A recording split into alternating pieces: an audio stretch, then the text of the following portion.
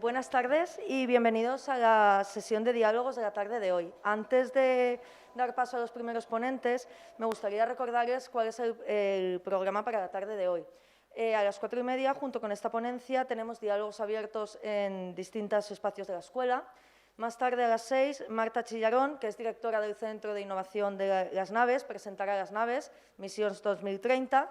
Y finalmente, a las 7:30, finalizaremos dialogando con música y una cerveza en la Plaza Viriato.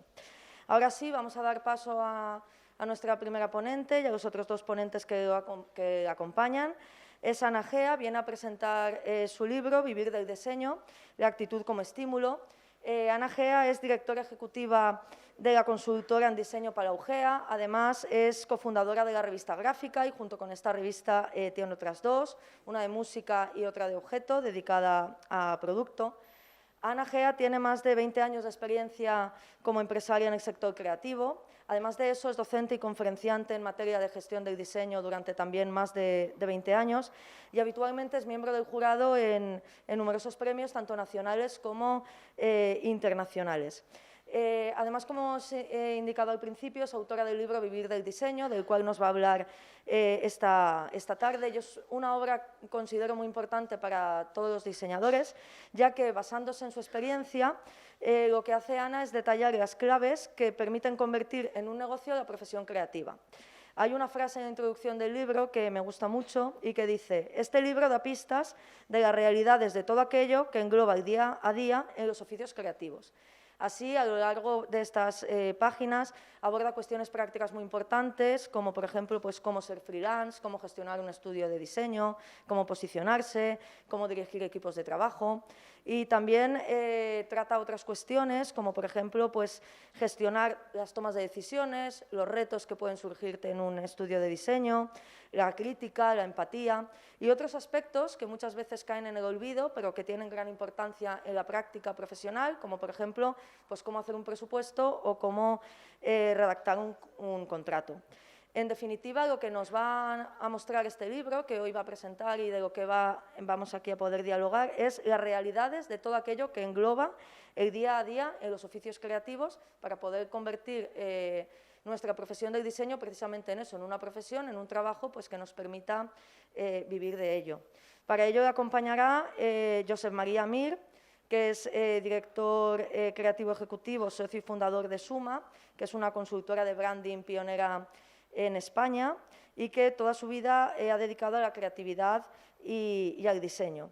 Además de ser galardonado con varios premios, la huella en el mundo del diseño sobre todo pasa porque ha tenido un papel muy importante en asociaciones del sector. Por ejemplo, podemos decir que durante más de 2 décadas ha sido vicepresidente de la Asociación de Directores de Arte y Diseñadores Gráficos del FAD, ha sido director de los premios Laus, ha sido miembro del Consejo Directivo del FAD y, además de eso, también ha ejercido de director y profesor del Departamento de Diseño Gráfico de la Escuela Superior de Diseño de Barcelona y también ha sido tutor de proyectos finales de carrera en el ISABA. Y además también le va a acompañar Eduardo del Fraile, que es director de arte y diseñador, tiene su propio estudio en Murcia, del cual tiene desde hace también más de 20 años, y además ha obtenido numerosos premios en el mundo del diseño, como el Laus d'Honor 2013, el Oro One Show Design, el Gold New York Festival, el Gold Ed Awards, el Gold Best Pack, ya que él sobre todo se ha especializado en identidad, packaging, diseño de producto y proyectos editoriales. Y además ha publicado 3 libros, Ruta Solidaria a Mauritania, Wine Labels y Abecedario Fonético. Y además es ponente en numerosas conferencias, realizando workshops y también ha participado como jurado en diversos premios internacionales. Y ahora, pues sin más dilación, les doy paso tanto a Ana Gea como a los otros 2 ponentes para que les hablen de este interesante libro de Vivir del diseño. Muchas gracias.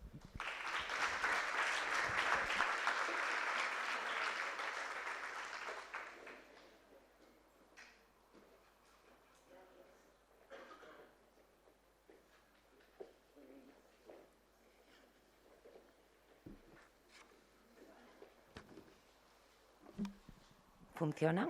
Sí, qué bien. Bueno, nos quitamos... Yo me voy a desvestir. Solo un poco. Nos dejaremos la mascarilla. Bien, buenas tardes y muchísimas gracias por estar aquí. Y a esta maravillosa escuela pública que tenemos, pues muchísimas gracias por invitarnos. Y a mis queridos profesionales y amigos, Josep María, Mir y Eduardo, pues muchas gracias por acompañarme y ahora os explicaré por qué están aquí. Lo primero, daros una buena noticia, es que en Comunidad Valenciana ya tenemos a Eduardo, no está en Murcia, se ha fugado de Murcia a Alicante, entonces su estudio está ahora en Alicante, y Josep María Mir sigue en Barcelona, como en catalán. Bueno, como decía Umbral, que vosotros no le conoceréis, yo he venido aquí a hablar de mi libro. ¿Vale? Fue un señor que un día, para los que no sepáis quién es, pues en una entrevista le preguntaban, en una entrevista con Mercedes Milá, no sé qué año, no hace muchos años, porque la frase creo que ha cumplido hace poco el 25 aniversario de la frase, ¿vale? Creo que bueno, le invitaron a hablar de su libro y Mercedes Milá le preguntaba de todo menos de su libro. Entonces él, en un momento dado, que tenía así como una personalidad muy rotunda, dijo: oiga, que yo he venido aquí a hablar de mi libro, ¿eh? Pues bueno, esto.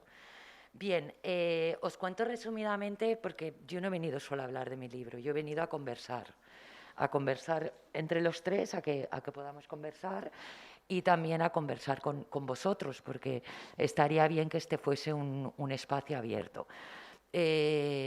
Nosotros tres, creo que compartiréis la opinión, además de hacer todo eso que os suena tan bien cuando nos presentan, de los premios, de escribir libros, de tener clientes, de ser jurado, etcétera, pues somos seres humanos como vosotros, somos personas. Entonces, como personas, a lo largo de la trayectoria nos hemos enfrentado pues a retos, a vicisitudes, a maneras de hacer, a miedos, ¿por qué no? Y sobre todo a decisiones, que es de lo que habla el primer capítulo del libro. Os cuento porque he pensado que era una buena idea escribir un libro sobre diseño que tiene 352 páginas y que no tiene dibujos, ¿vale? Es decir, porque he pensado que sería buena idea, cuando además todo apunta a que cada vez se lee menos en papel, el libro no existe en digital y que cada vez se lee menos, ya no en papel, sino que se lee menos, así en general, se leen titulares en las redes sociales y ya está. Pero bueno, yo he pensado que sería una buena idea porque llevo más de 15 años dando clase en diferentes universidades de España y doy clase de gestión del diseño.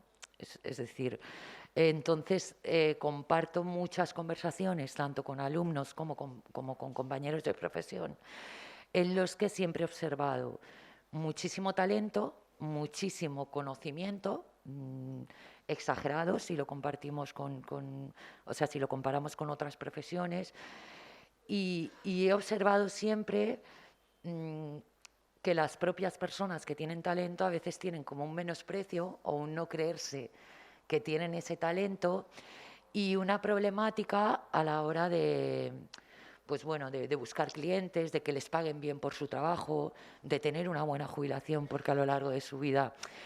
Y siempre he percibido esto. Entonces, incluso he percibido pues que no sabían qué hacer, por ejemplo, oye, ¿cómo evito que un cliente me rechace una propuesta? O ¿cómo hago un presupuesto? O el método que hablábamos anoche, que sigue estando hoy en día de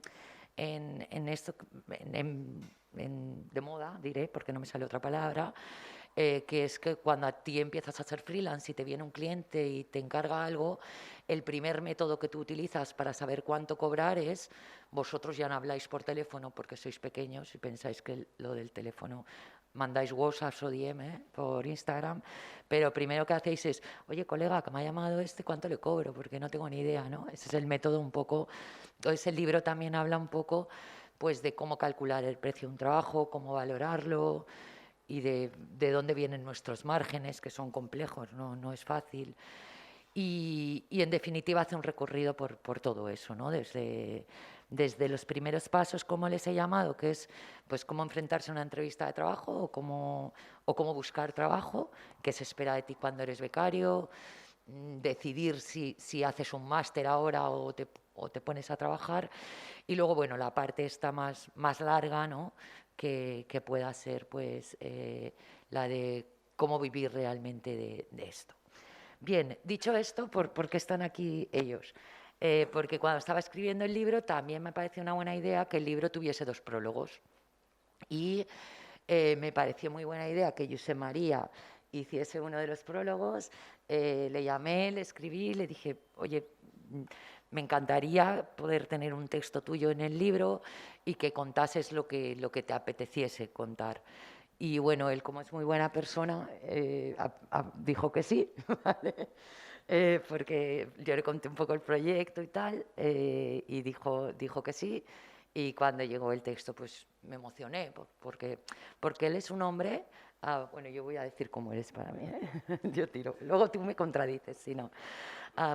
Clar, jo el Josep Maria Mir el conec fa molt d'anys, ¿no? Pues de que te encuentras en los eventos y es una persona pues con el que encuentras feeling, o yo he encontrado siempre feeling, pero al principio a mí me parecía siempre un hombre molt seriós, un català molt seriós i de pocas palabras, ¿no? Es decir, esto que te dice algo pero las palabras pocas son muy bien dichas, ¿no? Entonces su prólogo es igual, es decir, tampoco son muchas páginas, pero yo creo que lo que está muy bien dicho. Y luego lo conoces y Josep María tiene un sentido del humor extraordinario y no tiene tan pocas palabras como al principio cuando lo conoces. Nada, tiene muchas, ¿eh?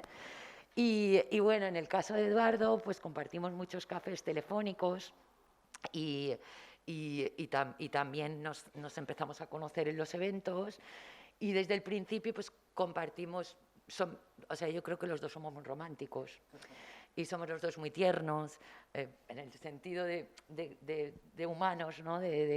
Y nos ilusionamos con mucha capacidad y lo vemos todo como muy posible siempre. Y también le pedí otro prólogo. Entonces, Eduardo a mí me pareció un hombre de muchas palabras cuando le conocí, ¿vale? Y entonces su prólogo tiene varias páginas, ¿no? Entonces me decía, ¿pero dónde corto? Y yo le decía, no lo sé, pero corta. Porque claro, no podemos, ¿no? Pero él hubiese escrito muy bien el libro, pero muy, muy bien. Y bueno, y están aquí porque son los dos muy jóvenes, pero cada uno tiene una experiencia, ¿vale? Es decir, en el caso de Josep María, pues claro, es que en los años 60 estaba estudiando diseño, ¿eh? Los años 60. Creo que nadie de aquí estabais, ¿no? Y bueno, Juan sí, que igual también estaba Juan estudiando, ¿vale? Pero bueno, Josep María estaba en la Escuela Massana estudiando diseño y luego tiene un guión experiencial que yo no puedo nombrar aquí porque estaríamos hasta las 11 de la noche hablando de Josep María, pero bueno, muy significativo. A mí lo que me llamó la atención es que esa primera impresión que yo tuve cuando le conocí de hombre serios, pues realmente es un hombre muy serio, porque él tiene una compañía, es decir, él no tiene un estudio de diseño de 3, 4 personas, él tiene una compañía de diseño. Y él arriesgó en su día y confió en hacer del diseño, pues bueno, una empresa, ¿no? Una empresa muy, muy grande, muy sólida y que tiene muchas experiencias. Pero antes pasó también por muchas etapas. Y en el caso de Eduardo, pues como es un romántico, pues ha vivido muchas cosas románticas a lo largo de su vida. Tanto como para empezar, bueno, ser de Valladolid, anar a Barcelona, sense saber català, imagino, ¿no? Allí lo aprendería un poco. Y estudió allí diseño gráfico, poco a poco se enamoró del diseño industrial, hasta llegar a hacer una apuesta, bueno, el gráfico sigue en su vida, por supuesto, pero llegar a hacer una apuesta muy rotunda por el industrial, tan rotunda que él llega a crear su propio proyecto sin un cliente, sin un encargo, etcétera, ¿vale? Y dicho esto, como he dicho que era una conversación, pues no voy a hablar sola. Entonces, Yo propongo un tema para empezar la conversación. Podéis levantar la mano cuando queráis para que sea un diálogo colectivo, que es buscarse la vida, ¿vale? Es decir, que va a ser, yo creo, lo primero que quizás os vais a enfrentar las personas que estáis aquí. Y ahí empiezo por ti. No tenemos hasta las 12, pero si quieres explicar cómo empezaste tú a buscarte la vida, pues... Hola. Bueno, yo me sigo buscando la vida. Esto no se termina nunca. Nada es gratis y hay que buscarse la vida. Sin tener clientes, sin tener trabajos, no vamos a ningún sitio. De manera que la vida hay que seguir buscándose ahora siempre. Veréis, mi experiencia no sé si os sirve de mucho, porque ha cambiado tanto el entorno profesional en el que yo empecé respecto al que estáis vosotros, que probablemente mis vivencias de aquel momento globalmente a lo mejor no sirven de mucho. Pero sí puedo contaros que, claro, en mi época ni siquiera se llamaba diseño. Lo que yo estudiaba en la Escuela Massana era un oficio, que no una profesión, se llamaba oficio, y que se llamaba plástica publicitaria. De manera que soy prepalabras que para vosotros ya están muy usadas, como es el diseño y todo esto, ¿no? Después vino grafismo y más adelante llegó la palabra de diseño gráfico, de manera que os cuento esto para que tengáis un poco una idea de que el contexto era muy diferente. Éramos muy pocos los que hacíamos lo que hacíamos, que ni siquiera sabíamos muy bien cómo se llamaba. Sí estábamos seguros que no era plástica publicitaria, de eso lo teníamos muy claro, pero no estábamos empezando un oficio, una profesión o como queráis llamarle. Por tanto, el contexto era muy diferente. Y al mismo tiempo que éramos muy pocos, también eran muy pocos los clientes que podían llegar a pensar en que eso podía serles útil. Así que, en cierta manera, eso sí que tiene un paralelismo con vosotros. Ahora sois muchos más y hay muchos más clientes. Pero al final el problema es el mismo. ¿Cómo hacer que el cliente te encargue a ti y no a otro? En la vida es siempre lo mismo, ¿no? Es un problema de que te elijan para poder trabajar. Yo empecé trabajando los primeros años en empresas que necesitaban diseñadores. Mi primer trabajo fue una empresa de decoración publicitaria que se llamaba entonces, que hacían stands, escaparates, cosas de este tipo. Mi segunda empresa fue una editorial de revistas médico-farmacéuticas, donde diseñaba revistas. El tercero fue una empresa de cartografía, donde diseñaba mapas, también portadas de libros. Y luego ya, a partir de aquí, que ya tenía cierta experiencia en la praxis del trabajo, me asocié con un colega de mi clase y montamos un estudio que se llamaba Mirinolla, fácil, los dos apellidos, y estuvimos 13 años juntos, aprendiendo muchísimo, asistiendo al despertar de una profesión con muchísimo cariño, porque ambos dos nos gustaba mucho lo que hacíamos. Lo disfrutábamos. Era un trabajo porque cobrábamos, pero en realidad no era un trabajo, lo pasábamos muy bien. O sea, si no necesitásemos comer, lo hubiésemos hecho gratis.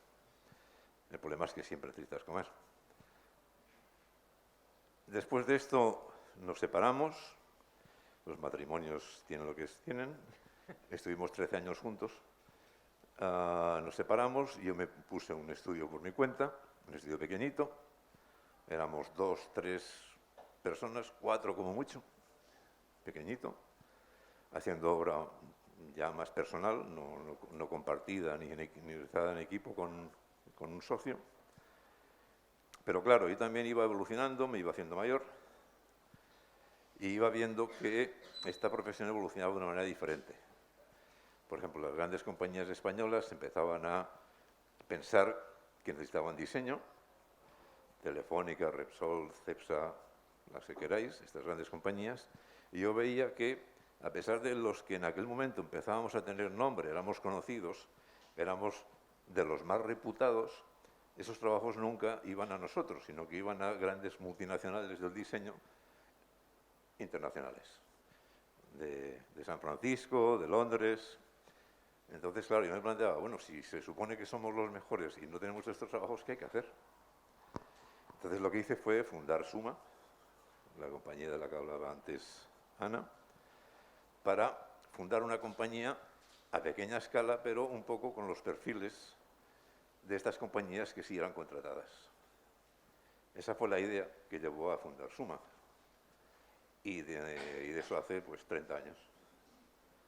Y en esos 30 años hemos pasado de ser 4 o 5 a ser, creo que ahora estamos en 80 personas. De manera que es un barco notable, con una carga de gastos desmesurada, con lo cual hay que trabajar mucho para buscarse la vida y poder pagar esos gastos generales y estos sueldos de los que dependen tantas familias como gente tenemos, ¿no? De manera que lo que os decía al principio, la vida hay que seguir buscándosela siempre.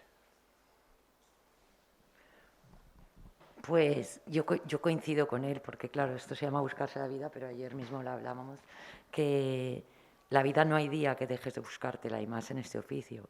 Y está bien que sea así, porque si no, quiero decir, el día que no te la busques, pues no hay vida, ¿no? Entonces, ¿y tú cómo te buscaste la vida cuando empezaste? ¿Te acuerdas? Sí. Buenas tardes. Claro, perfectamente. Yo estudié, empecé a estudiar diseño, dudé entre publicidad y diseño, en aquel momento no lo conocía tan profundamente, y al final me decanté por el diseño, hice unas visitas a diferentes ciudades y empecé en Barcelona a estudiar lo que es diseño gráfico, ¿no? Luego cambié de ciudad, yo antes vivía en Murcia al principio, digo, oye, pues vamos a ir a Barcelona, aprendes la lengua, aprendes muchas cosas, a ir por ti mismo, y al terminar la escuela trabajé un año en Barcelona. Luego estuve antes en Suecia haciendo una beca Erasmus, que fue muy, muy interesante, ¿no? Entender toda la cultura pues, más sueca, más nórdica del diseño, ¿no? Y entonces decidí una cosa muy extraña, que fue volver a casa. Yo siempre he sido muy madrero y yo tenía ganas de volver con mi familia. Entonces digo, pero claro, la vuelta era volver a Murcia. En aquel momento volver a Murcia era como adeu, o sea, ¿vale? Chacho, chacho, sí, ¿no? era complejo. Desde el punto de vista profesional, ¿no? Pero desde el punto de vista emocional, pues yo estaba encantado porque estaba en mi salsa con la gente que quería. Entonces, después de trabajar ahí en un estudio con Nuño de la Rosa, decidí, oye, pues ¿por qué no me monto yo, no? Tengo esta aventura por mí mismo y tal, pero empezando desde Murcia. Entonces, yo sí que es verdad que aunque parezca así muy tranquilo y romántico, me gusta hacerlo lo mejor posible y me encanta mi trabajo, ¿no? Entonces eso te lleva a abrir brechas si puedes, ¿no? Y en mi caso siempre llego o intento llegar hasta el final, ¿no?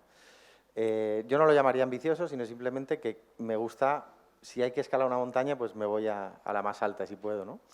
Y entonces empecé a crear un estudio muy pequeño, dirigido por un diseñador, director de arte, y siempre con muy poquita gente. O sea, los ayudantes suficientes como para yo poder hacer los proyectos que a mí me gustaban, ¿vale? Entonces, esto lo matizo porque sé que a veces hay muchos estudios que lo genera pues alguien más de marketing o alguien más de... o que se llaman estudios y tú te imaginas que es mucha gente. A mí no necesito tanta gente, me muevo mejor en las distancias cortas y con muy poco equipo. Entonces, la filosofía es un poco pues, más intimista, porque yo soy así y no necesito toda esta... Para crear mi mundo no necesito demasiada compañía. Entonces, el estudio empezó a evolucionar y ya pues, a partir de los 6 años pues, dije, oye, pues vamos a internacionalizar un poco el estudio. No se conocía mucho, pero empecé a mandar cosas a premios y tal, y la verdad es que fue muy bien. Hubo más de 125 premios internacionales, nacionales, internacionales. Se conocía mucho el estudio, empezaban a venir trabajos de fuera, pero siempre manteniendo esa estructura, ¿vale? Esa estructura llevó un sacrificio personal, porque a mí me encantaba tanto mi trabajo que yo habían pasado los 40 y no me había casado. Entonces, esto era como un poco... Es decir, efectivamente, mi trabajo me apasionaba, pero en cambio la vida personal era un poco como, bueno, pues el soltero, ¿no? O tenías novias, pero no acababas de... Y en ese proceso, a partir del 2010, más o menos, empecé a profundizar en el diseño industrial. Me encantaba la forma de los objetos, cómo analizar los productos, cómo plantear este cambio, y en aquel momento lo pensé, ¿no? Era como, bueno, pues atisbé, pues oye, que podía unir esa parte de diseño gráfico con el diseño de producto, o lo que los ingleses llaman el physical shape, y me parecía muy interesante, lo hacía porque sencillamente me divertía y me atraía, y esa curiosidad es lo que mueve y las ganas de hacer cosas, ¿no? La curiosidad. Entonces, no por demostrar, sino porque si no me gusta y no me parece curioso, no me incita a hacer cosas buenas. Y para hacer algo bueno tengo que divertirme y me tiene que atraer. Entonces, pues nada, pues empecé a direccionar los proyectos, empezaron a venir clientes de fuera, de Corea, de Londres, nos pedían cosas ya como physical safe, ¿no? El estudio empezó a hacerse conocido porque trabajábamos el producto. Lo que parecía muy complejo, pues para mí empezó a ser fácil a los años, ¿no? O más fácil, más asequible. Y en ese mismo proceso también de cambio decidí montar o sea, entender más el proceso industrial de los clientes, por esta gran diferencia que tenemos los diseñadores con los clientes, de cómo entender a un cliente, y planteé algún proyecto personal del estudio que se ligó a una aventura más empresarial, ¿no? Entonces, me encantaba el mundo de las bebidas espirituosas y los animales, y entonces se generó la idea de hacer un proyecto pues, con un gorila, asociarnos con Dian Fossey y meterme en una aventura empresarial muy poderosa en aquel momento, que lleva ya 5 años y que se ha convertido en una empresa que exporta a 9 países, ¿no? Esto todo sumado a la actividad mía de un estudio que sigue siendo, y estoy muy orgulloso de decirlo en este caso, ¿no? Porque mucha gente me pregunta, oye, ¿y a cuántos sois? ¿No? Pues yo siempre pues yo trabajo con un diseñador ayudante, con otra persona que está en el estudio me puede ayudar más con render, animación, y luego con una persona de contabilidad, ¿no? Que suele ser mi mujer, antes era mi hermana, entonces es todo como muy familiar, ¿no? Y entonces luego ya la parte empresarial, pues sí que es verdad que en la que aprendes y tienes muchos más socios, pero te ayuda a entender y a conocer más el mundo, desde el mundo nuestro del diseño que viene de las ideas de la nube, y luego otro que es más tierra, en la que son las cuentas, los números, hacer un proyecto, por supuesto, emocional, con alma, que está asociado a Dian Fossey y tiene muchísimas cosas y trabajas todo el producto, desde la marca, el porqué, el origen, todo lo que es la base, y tú diseñas tu propia empresa a una cosa pues más etérea como es nuestra profesión, ¿no? Y eso para mí ha sido un balance que también creo que se integró en mi vida, y justo cuando ya empecé con esta empresa más, donde me la jugaba bastante más que con el diseño, donde estaba muy cómodo, pues de repente conocí a una persona, Almudena, y ya me casé y ahora he tenido un hijo, ¿no? Entonces me hizo como ir más a la tierra, porque me decía, oye, no, que las cosas también... A veces el diseño se me hacía más etéreo, ¿no? Y esto pues fue una idea que profundizó, y bueno, pues ahora estoy con más proyectos de ese tipo, y bueno, y por supuesto, cuando Ana pues me habló de este libro, pues me encantó porque un poco veía esa forma de esa aventura que ella estaba corriendo, ¿no? Y me encantaba que lo estuviera haciendo, y me encantó pues poder colaborar un poco, al menos con una gotita, ¿no? No, y tanto. Y en el libro que lo comenté con vosotros hablamos de algo que has iniciado tú, que yo creo que hablando de actitud, ¿no? De actitud como estímulo, que es la curiosidad, ¿no? Sí. Es decir, cuando tú has dicho curiosidad, el Josep María Feta, ahí sí, porque además el otro día hablábamos también de Sí. esto y en el libro se habla, ¿no? Yo creo que para ser diseñador, ante todo, hay que tener curiosidad. Pero tener curiosidad es una actitud que es una manera de ser, porque debe ser permanente en el tiempo. Es decir, no vale tener curiosidad ahora y dentro de un rato no, sino que hay que ser curioso en todos los momentos de vuestra vida. Ya sé que se dice por ahí que la curiosidad mató al gato, pero nadie habla que murió sabio. La curiosidad es lo que os debe mover, o sea, os debe interesar todo, porque todo es útil en un planteamiento de diseño. O sea, uno nunca sabe de dónde va a tener que buscar una solución a un problema planteado. Puede surgir de cualquier lado, y para que surja debe estar aquí, o en la nube, como decía Eduardo. Y para que esté aquí quiere decir que habéis pasado por ahí. Es decir, hay que ser curiosos de arriba a abajo. Y la primera curiosidad empieza por el libro. Y yo sí que he venido a hablar de un libro. Pues venga, di qué te parece. Yo ya lo digo en el mini prólogo este. Veréis, yo tengo un problema, y es que yo vengo de identidad visual, vengo de logos. Por tanto, tengo la síntesis metida a fuego en la cabeza. Claro. Está muy bien. De manera que yo cuando hablo poco, y cuando escribo también escribo poco. Está muy bien. Alguna vez quizá no. Pero en general soy sintético, es decir, importa más lo que borro que lo que dejo, ¿no? Yo creo que este es un libro que os debe abrir muchas puertas, sobre todo en la cabeza, debe quitaros muchos miedos. Os dará otros, porque el mundo es un océano complejo y complicado, pero que no tenéis más remedio que transitar por él. dos consejos os daría yo. Curiosidad por un lado y que os guste mucho lo que hacéis. Porque en el mejor de los casos es lo que haréis toda vuestra vida. Así que mejor si os gusta, ¿no? Sí, yo creo que además la curiosidad, que parece a priori muy obvia, ¿no? Como, bueno, es que, claro, es la base de todo, pero es la base de la propia vida, ¿no? Porque la curiosidad, por ejemplo, es lo que despierta el deseo. Es decir, incluso cuando a ti te gusta una persona, o una película, o un libro, o un grupo de música, o un destino turístico, claro, eso se concreta a través de la curiosidad. Es decir, tú empiezas a sentir curiosidad por esa persona, por esa ciudad, por ese libro, y deseas conocer a esa persona, ir a ese libro, es decir, es como el tránsito de la vida, ¿no? La curiosidad. Pero claro, la curiosidad también despierta otra cosa a través de ese deseo, que es el riesgo, ¿no? Es decir, aquello que decíamos que sí, que yo creo que ahí lo compartimos los tres, que todos los tres somos muy curiosos y los tres nos entendemos el riesgo como modo de vivir, es decir, no lo entendemos como modo de tirarnos a un precipicio, que a veces también, pero así poco, ¿no? Corto el precipicio, pero sí el riesgo como el tránsito del cambio en la propia vida y la experiencia, ¿no? De decir, bueno, es que tú a lo largo de tu carrera has hecho como varias facetas dentro de tu misma carrera, ¿no? Es aquello de que consigues un trabajo cuando sales de Masana y estás en esta empresa de por vida. Sí, pero es que el diseño es riesgo. Claro.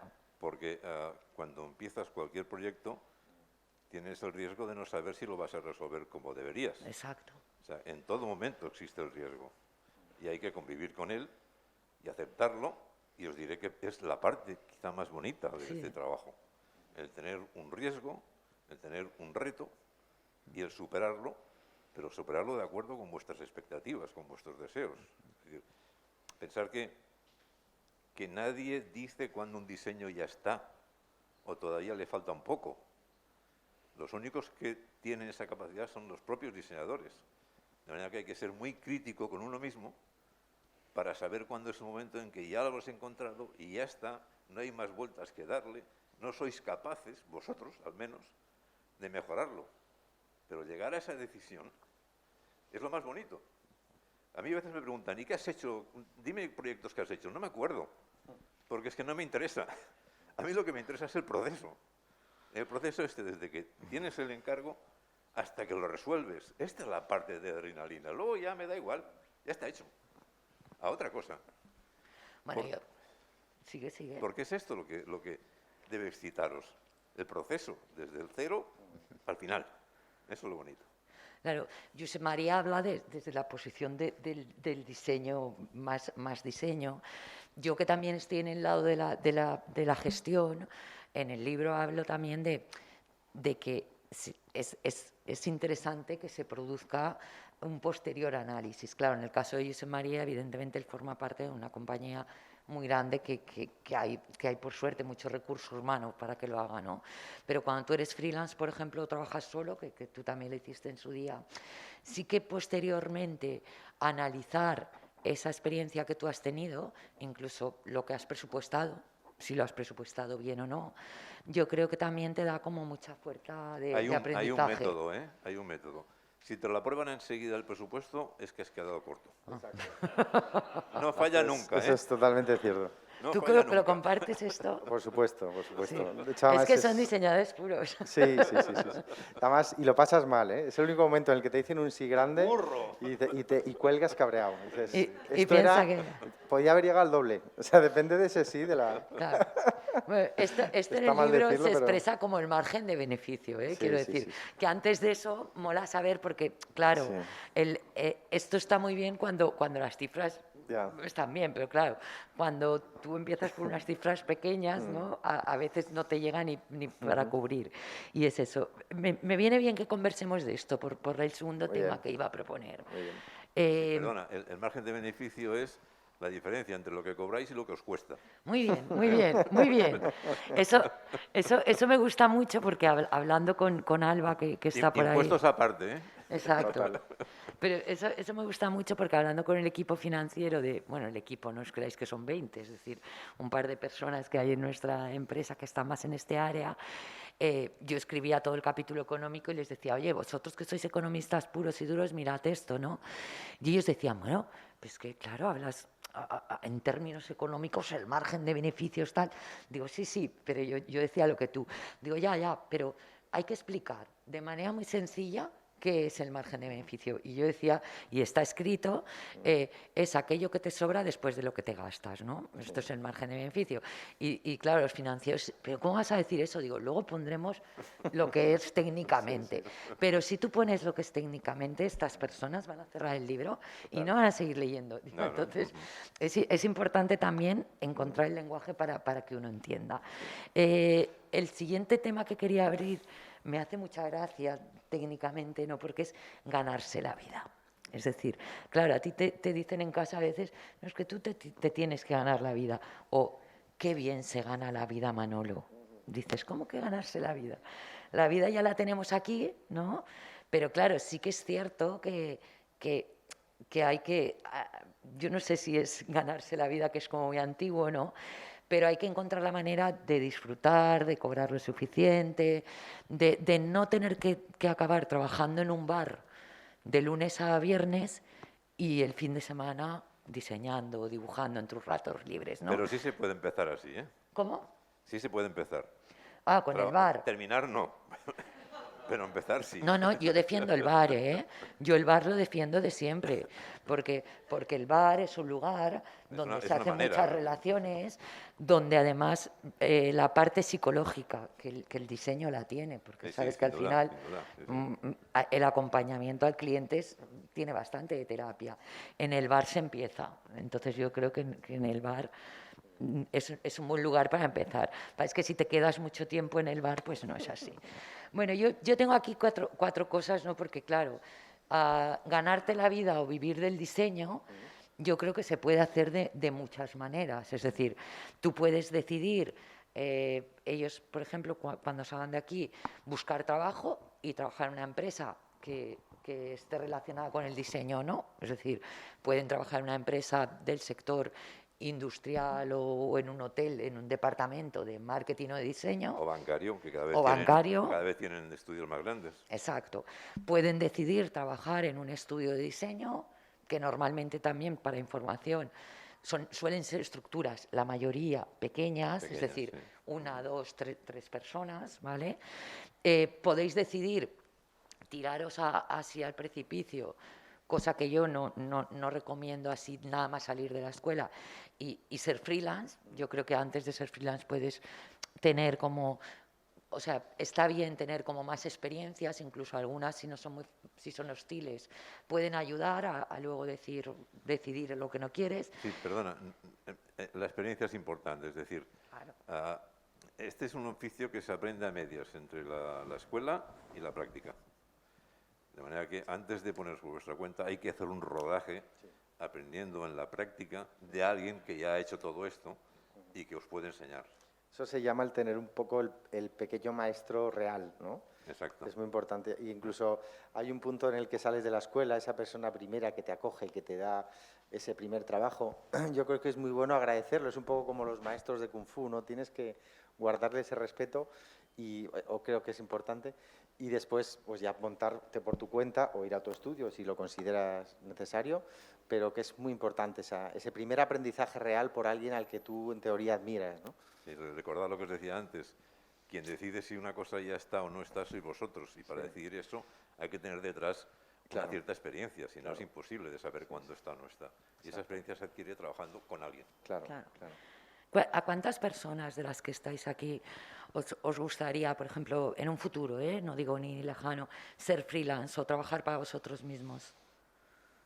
O sea, hostia, gran parte, ¿no? O sea, no, tampoco tanto. No, yo no he visto mucho. Tampoco tanto. A mí me ha sorprendido el que no ha habido tantas manos. No, tampoco no, tantos. Podemos hacerlo, pero bien, es decir, sin timidez, es decir, podéis realmente levantar la mano. No os compromete, no os compromete. No. Levantar la mano realmente los que penséis que en un futuro, aunque sea muy lejano, tendréis vuestro estudio Vale. Bueno, Víctor. ahora empiezan a salir muchas manos, Vale. ¿eh? Hay que independizarse. Claro, yo el tema de la timidez y la vergüenza la entiendo perfectamente, pero aquí no, ¿eh? Dejémonos. Y, y bueno, también hay otra fórmula que viene, yo creo, más lejana dentro de esto de ganarse la vida, ¿no? Que es trabajar sin clientes. Es decir, decidir hacer... Esto es muy importante también, ¿no? A mí me ha mantenido siempre despierto. Es un poco como cuando, oye, estás haciendo una misma actividad mucho tiempo de una manera dices, oye, necesito otro mundo donde no tenga estas fronteras, ¿no? Estas fronteras que te enseñaban en la escuela, que por cierto, yo es que hace ya mucho que no tengo un briefing, no sé por qué. Porque es pero mentira, el es que briefing no existe. creo que es algo que se ha disuelto con el tiempo y era más de la época del 92 o de... Bueno, yo en el libro, y esto queda por escrito, que Sí. igual es una barbaridad, pero yo digo que el briefing es, a ver, que ahora me dices tú porque sumas otra historia, porque Sí, es de sí, compañía a compañía, Sí. pero la realidad es que el briefing, todos los que nos hemos dedicado alguna vez a la docencia, hemos explicado lo que es, pero técnicamente esto de que a ti te llega un encargo y con ese encargo te llega un briefing por escrito con todas las necesidades del proyecto, esto lo podrán hacer a lo mejor las grandes compañías que tienen departamentos de marketing y, Bueno, normalmente los briefings son para hacer un contrabriefing. claro, Es decir, el briefing que te da el cliente generalmente es muy poco útil. exacto. Porque el cliente lo que sí sabe es que tiene un problema, pero no sabe explicarlo, ni definirlo, ni decidir por qué sendas hay que tomar para resolver el problema que tiene. Y eso tú tienes que verlo a partir del briefing que te dan, pero también de las entrevistas personales con el cliente, que es donde acabas de entender cuál es el problema real. Entonces tú cursas un contrabriefing que pactas con el cliente y ese es a partir del cual trabajas. Un contrabriefing que siempre es mucho más sucinto que el que te ha pasado el cliente. Si el cliente te pasa un briefing de 12 páginas, tú le pasas una. Porque, a ver, en nuestro trabajo no somos narrativos. Nosotros no tenemos capacidad narrativa. Y el cliente sí, el cliente escribe y escribe y escribe, pero luego esto es imposible de trasladar a una marca. Es absolutamente Por los imposible. departamentos de marketing, ¿no? Claro. Entonces, también los briefings es como el ejercicio que tienen que hacer los departamentos de marketing obligatorio, ¿no? Sí, además son todos muy parecidos. O sea, que Claro. sea cercano, amable. Claro. Siempre Y son es- más o menos unas palabras que se repiten muy a menudo. Claro, quiero transmitir. ¿Qué quieres transmitir? Pues mira, calidad, elegancia, Sí. Son unas seguridad, 15 palabras que se repiten de maneras distintas, pero en casi todos los briefings. Claro. Pero son palabras que no te sirven de mucho. vacías. No, Eh. está muy Vacías. sí, En el libro hay ejemplos, por ejemplo, de briefings o de preguntas que se pueden hacer y, por ejemplo, una de las preguntas que se proponen es ¿a quién te gustaría parecerte que no sea de tu sector, ¿no? Y casi todos... Sí, o qué coche te gusta. Sí, casi todos dicen, pues Audi, camper. Sí. Entonces, ya ves, yo creo que el briefing en Suma sí, porque Suma trabaja con compañías, quiero decir, con una empresa grande donde normalmente incluso está la figura de brand manager, general manager, está el marketing, etcétera.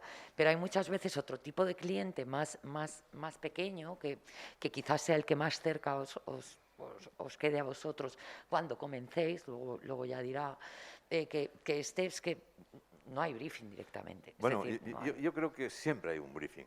Lo que pasa que no es el briefing del que estamos hablando. Hay Exacto. una conversación. Hay una Exacto. conversación. Yo, por ejemplo, ahí me pone muy nervioso salir de haber estado con el cliente las primeras veces y no saber qué tengo que hacer. Es decir, yo, si no salgo sabiendo ya lo que voy a hacer, estoy muy nervioso. Y generalmente estoy preguntando hasta que pillo lo que voy a hacer. Luego a lo mejor empiezo a hacer esto y me va llevando a otros sitios. Pero no puedo llegar al estudio sin tener una dirección, incluso un posible camino conceptual, porque me pongo muy nervioso, es decir, estoy en vacío. Pero hablando con el cliente, tú vas preguntando y en función de sus preguntas sigues repreguntando, pero tú ya estás pensando en lo que te interesa, que es cómo resolverlo. Y para eso tus preguntas son capciosas, en cierto modo, ¿no? Y vas haciendo un briefing que no es briefing, pero sí lo es. Claro, es que yo creo que al final el briefing da igual lo ortodoxo del briefing, de lo que te enseñen en un libro. Tal. Yo creo que el briefing tiene que estar dentro de cada uno. Es decir, tú tienes que tener claro qué información debes obtener que incida en el desarrollo, en la creatividad y en el precio del proyecto que vas a realizar. Al final eso es un briefing. Y el briefing puede llegar A por... mí me ha pasado con esto de los briefings, cuando he trabajado para compañías grandes, que son briefings prácticamente inamovibles, a veces, muy absurdos, muy contradictorios. Y claro, incluso esas veces trabajas que son trabajos remunerados, pero en concursos, trabajan 3 agencias a concursos remuneradas. Y tú estás hablando delante de los departamentos de marketing No te... y dices, pero si esto no tiene sentido y lo sabes. Dice, Sí, "Ya, pero es ¿sabes una-". qué pasa? Que como son briefings tan abiertos y tan Claro. extensos, siempre puedes hacer lo que tú pienses Sí, y luego usas 5 o 6 palabras de ese de las, briefing sí, exacto. y lo cumple. Y lo cumple, sí. Claro, es pero es el un tema poco jugar, bailar un poco al son suyo, ¿no? Claro, pues sí. Y ver, claro, eso es... Bueno, depende luego lo que tú quieras hacer, ¿no? Con Claro, él. depende de lo punky que tú seas también, ¿no? Claro, porque Entonces, el- a mí me pasa al contrario que a José María. José María dice, yo tengo, o sea, yo tengo que tener, le pasa más como a Víctor, ¿no? Que el cliente me diga qué tengo que hacer. O sea, Sí. quiero que, o sea, yo necesito, ¿no? Que el cliente me lo diga. A mí me pasa al contrario. Yo intento practicar la desobediencia. Yo lo que el cliente me lo dice, no me lo suelo creer. Entonces No, indago. yo no digo que el cliente me diga lo que quiere hacer. Yo creo que necesito Que es tenerlo es claro. saber qué problema tiene realmente claro. Eso, y vale. qué quiere resolver con ello. y que exista Vale. la química en esa conversación, ¿no? Porque si no hay un entendimiento, Eso, Pero no me diga el qué. claro, el qué- claro, el que ya lo, Claro. lo A veces me creas tú. dice, quiero un logotipo y un símbolo. Y yo le pregunto, ¿y el símbolo para qué? Muy bien, vale. Entonces, normalmente no saben decirme por Sí, qué. sí, sí, sí, Porque, no, todo el mundo tiene, ¿no? Pues no. A mí hay veces que me dicen, yo quiero que gane muchos premios, como este trabajo que tiene. Ese es el briefing. Como el tuyo.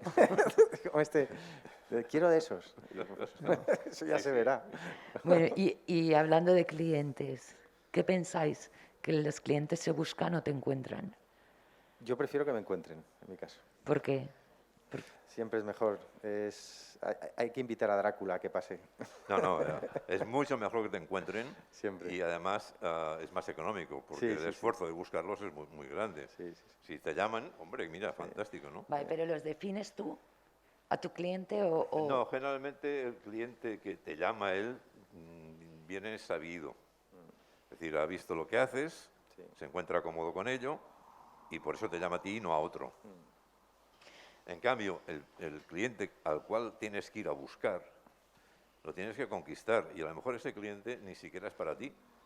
Pero bueno, al final, el libro, hay que facturar, porque si no, no hay margen de beneficios. Entonces hay que buscar clientes bajo las piedras. Claro, yo me refiero a algo más romántico como, claro, en el caso de Suma es como muy claro, quiero decir. Sí, no, es sí, que claro. si no, son muchas familias que dependen de ti. Claro, pero fíjate que tú mismo con tu vida me acabas de responder. Es decir, que yo pienso que claro que sí que tú opinas que el cliente tú lo defines, porque tú querías llegar a un tipo de cliente, es decir, a ti en un momento dado de tu carrera dices, ese es mi cliente, que es la empresa grande, que es la compañía. Ahora, tal como yo, con este traje, este cliente no me va a mirar. Yo necesito otro traje para que este cliente me mire. Y esa es tu estrategia. O sea, la propia formación de este equipo, de esta compañía, es la que hace que ese cliente que tú querías trabajar con él se acerque a ti y entonces te encuentre, ¿correcto? Bueno, hay muchos factores. Es decir, si hablamos de un estudio pequeñito, como era el mío antes de Suma, yo no recuerdo haber llamado nunca a ningún cliente. Es decir, no recuerdo haber ido a buscar ningún cliente. Pero sí es cierto que todos los clientes que venían de un determinado entorno determinado. Venían del sector de la cultura, de la administración, de los servicios. Grandes empresas a mí no me venían, la verdad. En Suma es muy diferente. Claro. En Suma vienen algunos porque quieren y otros hay que ir a buscarles. Pero al final les puedes contar muchas cosas, pero siempre lo que decanta, aparte del precio, lo que siempre decanta que te contraten o no es tu experiencia. ¿El qué? Tu experiencia. Es decir, bueno, pero ¿tú qué has hecho? Y en función de todo lo que has hecho, de lo importante que sea lo que has hecho, o, más aún, de lo importante que sea para quién lo has hecho, pues puedes ir consiguiendo clientes superiores, y no sé qué quiero decir con esto de superiores, ¿eh? Pero es lo mismo que cuando yo estaba solo, es decir, me venían por los trabajos que veían míos. Al final, lo que os define es vuestra experiencia, vuestros trabajos, lo que habéis hecho, que donde demostráis qué tipo de problemas sabéis resolver, cómo los sabéis resolver y para qué tipo de empresas o servicios trabajáis y confían en vosotros. O sea, siempre es la experiencia lo que os ayuda a conseguir clientes. Y yo aquí quiero hacer un inciso, claro, porque muchos de vosotros no tenéis experiencia No. y tenéis que entrar dentro del mercado. Entonces, Claro. bueno, a mí no me gusta la palabra mercado, me gustan mucho los mercados de frutas y verduras. Pero la palabra mercado es un poco, pero es la realidad, que hay un mercado ahí fuera. Sí, sí, es así de bestia. Y Ana, una cosa, perdona. Con el tema de los clientes hay una cosa que, porque es como, mira las manos que han salido, ¿no? Que han sido muy pocas. Y yo creo que algo muy importante para la gente que quiere empezar o que le puede... Yo creo que lo que buscamos todos es un poco de tranquilidad al trabajar, ¿no? Entonces, es necesario, si puedes o si te apetece, intentar mantener a buenos clientes. No solamente recibir, sino afianzar clientes que tengas, que empiezas con poco y ellos van creciendo contigo. Yo siempre lo he intentado, o sea, es decir, no buscar tanta cara nueva, sino hacer que las que tengo de verdad resurjan contigo. Y en mi caso hemos conseguido que empresas medianas se conviertan en grandes y ese es el mejor cliente que existe porque tienes la seguridad de que está contigo en tu trayecto, en tu crecimiento y aparte te da una seguridad de que esto siempre va a estar y que de alguna manera tú trabajas también en esa empresa, eres como un departamento externo a esa empresa, ¿no? Entonces eso también te genera un poquito más de seguridad, ¿no? A la hora de, en vez de tener que estar pensando, mirando el teléfono a ver si te llaman o no, ¿no? Sino es un poco, bueno, pues tengo estas cosas fijas que me dan tranquilidad, me permiten a lo mejor hacer trabajos, proyectos personales y luego las nuevas que vengan, pues maravilloso, ¿no? Sí, eso es cierto. Es decir, acompañar. Fidelizar a los clientes es lo mejor. Lo mejor. Lo mejor, sin duda, sin duda. Incluso personalmente, es decir, terminar siendo amigo del cliente es maravilloso. Sí, sí, sí. Hay otra forma de tener trabajo también, que son los concursos. Concursos que yo odio, cordialmente, porque yo siempre digo que ir a un concurso es como correr una carrera de sacos, es decir, vas capao, no tienes diálogo con el cliente, no hay feedbacks, no hay nada, es decir, tú interpretas lo que te parece y a ver qué pasa. Y me parece una mala manera de trabajar, pero cada vez es más frecuente. Y yo soy especialista en perderlos, soy muy bueno en eso. Buenísimo. Es una especialización, como Sí, cualquiera. son muy buenos. Incluso lo publiqué en una revista una vez, sí, son muy buenos. Y publiqué los perdidos. Está bien. Sí, porque se me da muy bien. Porque yo tengo... Es verdad que he ganado alguno, ¿eh? Pero en proporción muy pocos. Pero cada vez es más frecuente lo de los concursos, tanto en la administración, ayer hablábamos con vosotros también de que las administraciones tienden por una moral rara, a ir a concursos y a que uno no puede repetir demasiadas veces. Las empresas también empiezan a ir mucho a concursos. El problema es que casi siempre al final el factor decisivo es el precio. No la calidad de lo que aportes ni nada, sino acaba siendo el precio. Y ahí siempre hay uno más barato. O sea, eso lo tengo comprobado. Siempre hay uno más barato. Pero es una oportunidad, sobre todo para empezar.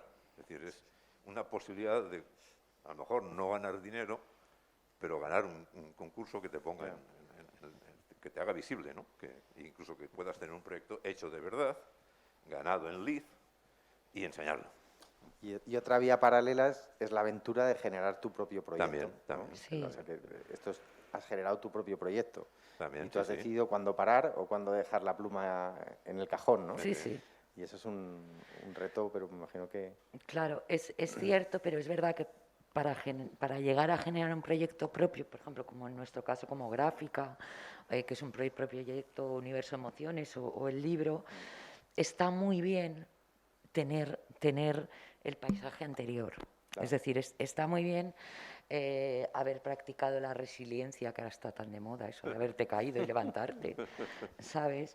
el mindfulness, que ahora está tan de moda, que al final no es que más que nada que la conciencia de saber dónde estás, y a veces saber dónde estás es que no es todo perfecto, ¿no? Que las expectativas no son aquellas que ves. Pero yo creo que en esto de los clientes, y ahí yo sí que he mantenido la ambición esta que tú decías, o la creencia, y yo creo que a veces en nuestra profesión, muchas veces, sobre todo la gente que empieza, encuentra ese cliente que quizás no valora demasiado el diseño, que quizás no paga demasiado un dinero razonable por el diseño. Eso me pasa todavía. Claro, claro, a Josep María le pasa todavía, ¿no? Pero yo creo que vale la pena, y a ti menos. Un cliente que te valore, no te entendí la... No, quiero decir, sabes que en nuestra profesión se dice muchas veces aquello de, bueno, es que no hay cliente bueno, vale. o el cliente no valora la profesión, o el cliente no paga un precio Ya. razonable por el diseño, Ya. o no entiende el diseño. A mí, personalmente, yo intenté dejar de perder la fe en el nuevo cliente hace mucho. O sea, es decir, no pongo ningún punto en que esa persona vaya a ser tremendamente fantástica. O sea, parto desde la base más menos 20 y si me sorprende en el camino, fantástico, ¿no? Pero no pongo demasiada expectativa intento ser bastante alemán para que luego, si hay sorpresas bonitas por el camino y crecen cosas, pues fantástico, ¿no? Pero hay que tener cuidado con esas ilusiones que uno le pone a veces al enamoramiento porque te ciega y no ves cosas, señales que el cliente te está dando desde la primera reunión, ¿no? Las ganas tuyas que tienes por hacer algo bueno tapan cosas que realmente son señales de alarma. Cuidado, este tipo te la puede hacer, cuidado, a medio proyecto te va a pasar esto, cuidado, al final del proyecto te puede pasar otra cosa o al principio, ¿no? Eso es cierto, absolutamente cierto. Y pasa más cuanto más importante o mayor es la empresa. Sí, por Vale, supuesto. pero yo creo que de todos modos sí que hay clientes con Sí, los claro que que acabas los siendo hay. amigo, No, claro, con los claro que que te los hay. enamoras, Eso con es los que tal. maravilloso, Claro, claro. claro. Y Claro que ahí los es hay. donde vale la pena invertir el tiempo, Sí, yo pero creo, sí, no, es que además no hay más remedio. en definir esos Sí, clientes. o sea, a eso me refiero, que hay buenos amigos, clientes amigos y luego otros que son personas con las que has hecho un trabajo y has tenido una relación Exacto. de Pero yo creo que proyecto, ¿no? vale la pena poner el foco, sobre todo la gente que empezáis, en definir ese cliente de con quién os gustaría trabajar y hacer lo que se tenga que hacer para comenzar. Y bueno, hablando de clientes, se me ocurre la palabra dinero, porque al final sale, y yo os pregunto, y os agradecería sinceridad, sin vergüenza. Que no sin vergüenza, sin timidez, quiero decir, perdón. ¿Cuántas personas de las que estáis aquí os da miedo o temor a hablar de dinero? O sea, que no os gusta hablar de dinero realmente. No os gusta hablar de dinero. No, la pregunta sería ¿por qué no? Claro. ¿A No. cuántos os encanta hablar de dinero? A 5. Vale, ahora hago otra pregunta. ¿Cuántas personas de aquí querríais tener el dinero suficiente para vivir la vida que queréis vivir? Vale. Ok. Vale. Bueno, pues ahí hay una asincronía, ¿no? Es decir, entonces hay capítulos en el libro que hablan de esto, ¿vale? Es decir, de cómo hacer esto. Y doy la última pista que habla de que vale, que si realmente a ti no te gusta hablar de dinero y no quieres hablar de dinero y te supone un problema hablar de dinero, busca a alguien que hable de dinero, ya está. Esta es la solución, la última, ¿vale? En medio hay más puntos, ¿vale? Bien, yo creo que tenemos que ir dejando que hablen aquí las invitados a esta cena. Si queréis, también tenemos aquí temas como el ego, como la importancia de aprender a decir no, a poner límites, y las relaciones, ¿no? Porque esto va muy, muy, muy de relaciones. Pero abramos un poco el debate, que si no, ¿no? El ego hay que dejarlo fuera. Hay que cerrar la puerta. Con el ego no se va a ningún sitio. Claro, el ego, me investigué y ahí hablo, ¿no? El ego no es malo, porque el ego al final es el reflejo de la radiografía que se obtiene de ti mismo, ¿no? Es decir, La imagen... Me ha pasado que te había entendido Sí, Lego. pero lo estás Ah, pervirtiendo. Lego. ¿eh? Digo, ¿qué tiene que ver Lego. Lego ahora? Pero yo me quedo mirando para otro lado porque... Lego tiene mucho que ver con Perdón, diseño porque vale, vale. puedes montar muchos... Sí, sí, claro, por eso lo he visto relacionado. Digo, vale, vale. Es que pero... con la No, no, mascarilla... lo que dices tú, desde el punto de vista psicológico, es así. Claro, sí. ahora... Pero coloquialmente, No. Ya. No, Sí. o sea, psicológicamente es la radiografía que tienes de ti mismo. Sí. Vale, pero claro, el tema es esa radiografía cuando está desconfigurada y en la creatividad se desconfigura de dos maneras muy frecuentes.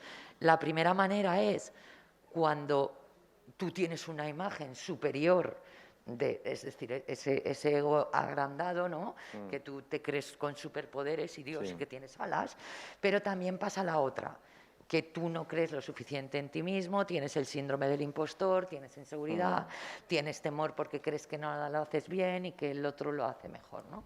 Entonces, bueno, esto es un tema que también existe en la... Hay que tener se templanza, cura, ¿no? se cura más el segundo que el primero. ¿eh? Sí. Ya, Desde el primero... luego. el El primero es duro. complicado. Si lo has O pillado, sea, si no sabes mirarte un poquito al espejo o de lado y decir... Sí, Es complicado. Está bien. Es complicadito. Bueno, ¿alguna pregunta, alguna cuestión? ¿Queréis que hablemos? Disculpad, antes de dar el paso a las preguntas, hay una pregunta, porque como sabéis que nos están viendo por YouTube, Ah. me han enviado una pregunta que han planteado en YouTube y es una persona que nos está viendo que considera que el trabajo de diseñador se ha precarizado en los últimos años. Sí. Y se plantea el por qué el trabajo dentro del mundo del diseño se está precarizando o se ha precarizado respecto a hace unos años hasta ahora. Ah, quizá algo hemos hecho mal. yo soy totalmente sincera. Hay parte que se ha precarizado y que creo que se va a seguir precarizando más aún. Pero a mí no me preocupa. No es mi parte. Quiero decir, no debe de ser la parte de la persona. Es decir, al final hay plataformas a través de las cuales se hacen logotipos. Esto todos lo sabemos. Pero esto no va a venir... no va a venir ningún mandatario a decir que esas plataformas no existen, van a seguir existiendo. Y cada vez estamos ante la cuarta revolución industrial y la inteligencia artificial, es decir, cada vez va a haber más máquina que quizás haga logos, que quizás haga web de manera... Entonces, claro, eso es precarizar el diseño, que un cliente pueda adquirir un logo por 60 euros. Para mí no, pero porque yo no entiendo el diseño como esto. Es decir, eso yo creo que va a seguir existiendo, pero me refería antes a definir el cliente, a que tú tienes que poner de tu parte para ver cómo quieres diseñar tu oficio. Y el cliente, que sea un cliente que confíe en diseño y que necesite un proyecto de diseño, no va a ser este cliente que necesite un logo de 60 euros. Entonces, yo de esta persona no me preocuparía en definir hacia otro lado, porque igual es que está en algún lugar que él entiende de una manera la profesión y justamente el receptor la está entendiendo de otra. O sea que... También depende de la edad. También. Aprendes a manejar mejor el dinero. Yo no era el mismo a los 22, que empezaba a trabajar, a lo que soy ahora. Entonces, cada uno pues tiene, a lo mejor cada uno coge un poco más de entidad y sabe cómo manejar mejor ciertas reuniones, ciertos números, ciertos balances. Y también tiene mayor capacidad de exigencia, Claro. porque tiene detrás algo que le avala más. Sí. Pero a ver, nunca ha sido un trabajo excesivamente bien valorado No, en este no. país desde el punto de vista económico y probablemente tampoco apreciado, es decir, excepto unas minorías que sí que las hay, que cada vez son mayores, pero la mayoría tampoco es que sea la hostia en ese sentido, ¿no?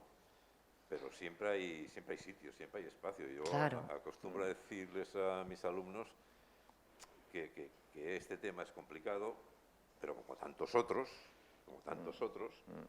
porque hay mucha más oferta que demanda, por tanto esto ya lo complica todo un poco, pero al final yo siempre les digo, el talento siempre emerge, el talento siempre encuentra la solución, siempre encuentra el camino. No, Y el talento es fruto del trabajo, del conocimiento, de la curiosidad, de la experiencia. Yo, diseñadores con talento, que sean natos, es decir, que hayan nacido con talento, en toda mi vida conoceré 3, 4 que sí me dan una envidia del copón.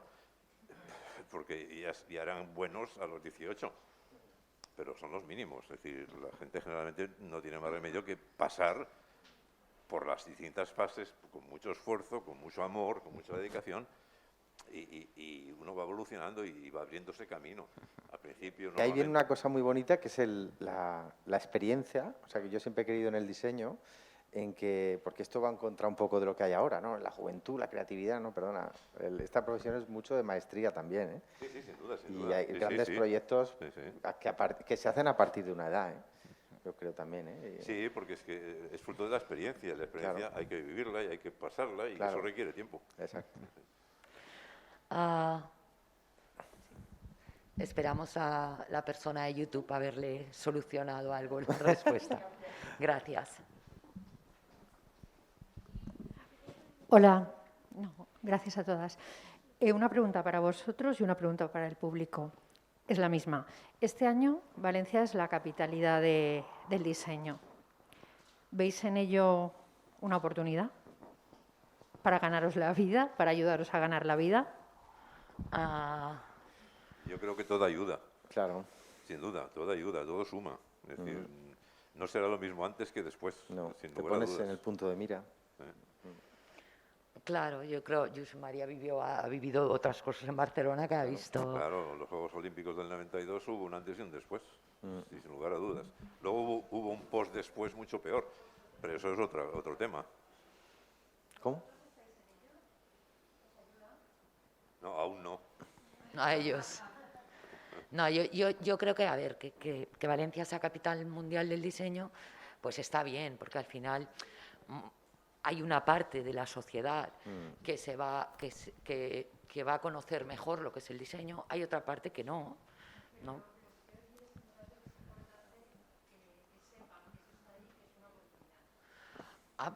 Sí, Bueno, pues cuéntalo. O sea, Sí. Ya. Ay, ¿crees que a ellos igual no les llega? bueno, Dices. Eso pregunto. yo creo que ahora mismo es una oportunidad mayor para los que ya están ejerciendo y tienen cierto prestigio y tienen cierto nivel, que para los que van a empezar. Pero seguro que los que van a empezar les va a ser muy distinto después Sí, que antes. totalmente de acuerdo. Y luego también es importante lo que no solamente ganas con lo que científicamente ves, sino que todas las cosas que pasan alrededor también te influyen, ¿no? Y aunque creas que no te influyen, eso está generando un pozo, un contexto favorable para ti, ¿no? Y muchas veces sin que te des cuenta. Sí, yo creo, a ver, los que estáis aquí, no sé si sabéis todos que este es el año 2022 Capital Mundial del Diseño, ¿vale? ¿Está Ana Gea? Yo soy Ana Gea, Josep María Mir, Eduardo del Fraile, y esta ciudad es Valencia y estamos en una escuela de diseño. Yo creo que, de cualquier modo, para las personas que estáis empezando, sí que es muy interesante que sea la capital mundial del diseño. Primero porque va a haber mucha actividad gratuita a nivel de eventos relacionada con el sector diseño.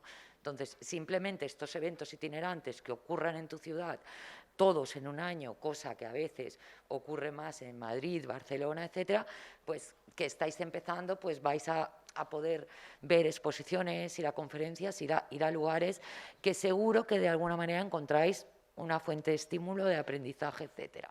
Entonces, van a ocurrir una serie de cosas que son interesantes, porque ahora mismo la visión que vosotros tenéis de la profesión es parcial, es decir, os queda muchísimo campo por averiguar y con esas actividades pues podréis ver cosas. No solo esto, es decir, a la sociedad, donde están, entre otras cosas, vuestras oportunidades, vuestros clientes, etcétera, van a oír hablar de diseño en un año lo que no han oído hablar desde que existe el diseño en Valencia.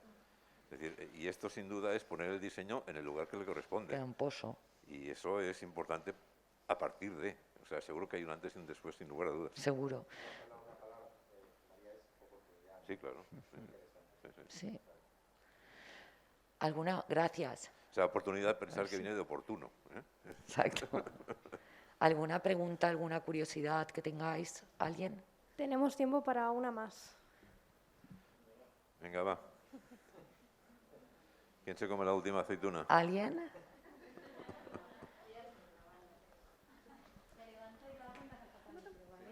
Tienes el micro ya. Sí, necesito el micro.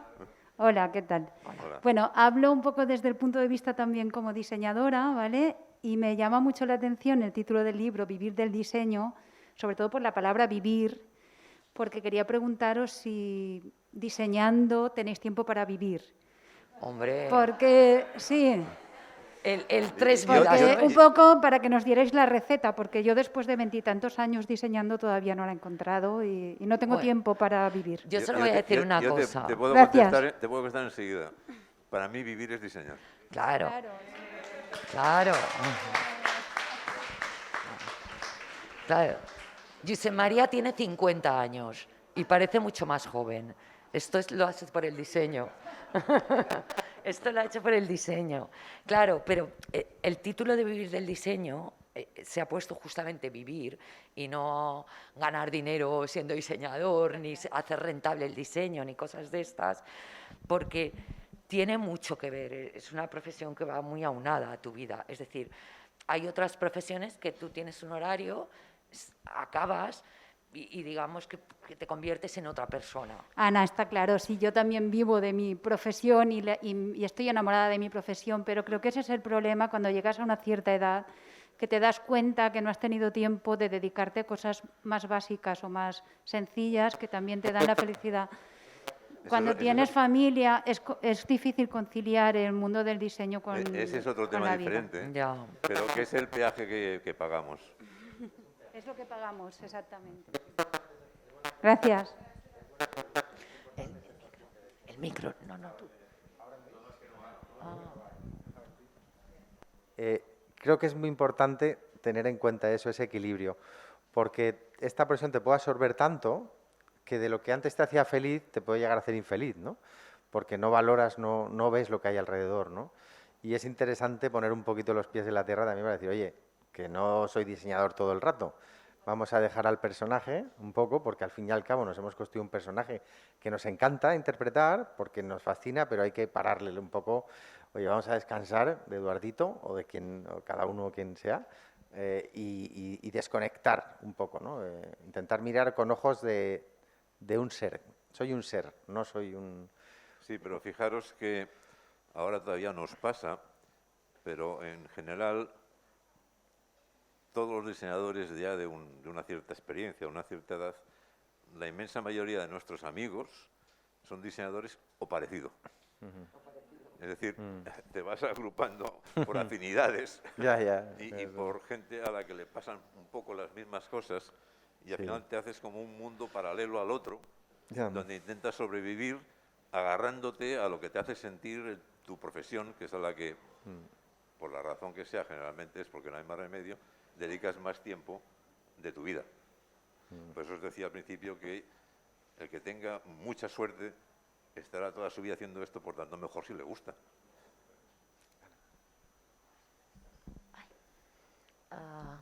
Tenéis razón. Bueno, yo creo que el kit está en poder disfrutar de todo, ¿no? De eso que decía Eduardo. Y lo que consumes, por ejemplo, hablábamos de... hay diseñadores que dicen, yo es que no leo cosas de diseño, ¿no? Pues eso puede ser bueno, ¿no? Porque lees otras cosas o ves otras cosas. Entonces, y yo creo, de hecho, que y siempre lo digo a los alumnos, que las mayores referencias que tú puedas encontrar como estímulo para ejercer el diseño, ya sea en su parte creativa, maquetación o lo que hagas, puede estar en el cine, en la poesía, en la literatura, en la naturaleza. Quiero decir, no tiene por qué estar en ese referente. La curiosidad. En la curiosidad, ¿no? Exacto. De decir... Pensar una cosa, es decir, hoy estamos aquí, Eduardo y yo, porque queremos mucho a Ana. Ay, gracias. Pero No lo sabía. Pero también porque queremos tanto nuestro trabajo que nos gusta mucho hablar de él y ayudaros en lo que podamos. Claro. Exacto. Es decir, esto es lo que nos hace ir a estos sitios y efectivamente. dar esas charlas y todo esto. Es decir, siempre es un problema de tiempo. Sí.